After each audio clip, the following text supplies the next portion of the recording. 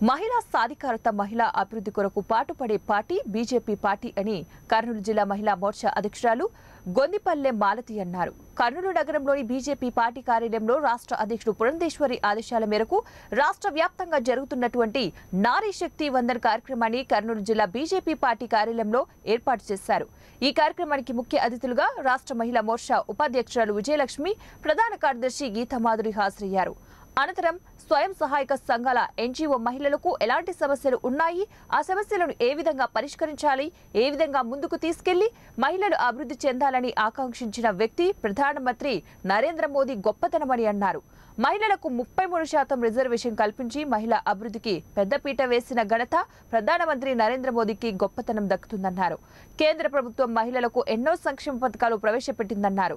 గర్భవతులకు పోషక పదార్థాలను అందించి పౌష్టికంగా పసిపిల్లలు ఎదుగుదలకు కృషి చేస్తున్న వ్యక్తి నరేంద్ర మోదీజీ అని తెలిపారు. అలాగే మాట్లాడాడు. తర్వాత నా విజయగారిని మీకు ఏం చెప్పినారు, ఎవరు చెప్పినారు చెప్పు అంటే, మేడం మా సార్ లేదు మేడం, మీరు ఎవరు మాట్లాడారు అంటే వెంటనే తేడా చూపిస్తున్నారు. అంటే ఒకరు 100 రూపాయలు తీసుకుంటే ఏమైనా విషయము ఇప్పుడు తెలిసిన వాళ్ళు అయితే ఓకే, అది తెలియదు మీరు అక్కడ 100 కట్టి అది ఆధార్ కార్డు పెట్టి కొన్ని మేము చేపిస్తాము అడిగి అయిపోయిందా. మేము వెతుక్కోవడానికి చాలా మంది ఓనర్ లేడు మేడం, మా ఓనర్ లేడు, మేము వర్క్ చేస్తున్నాము.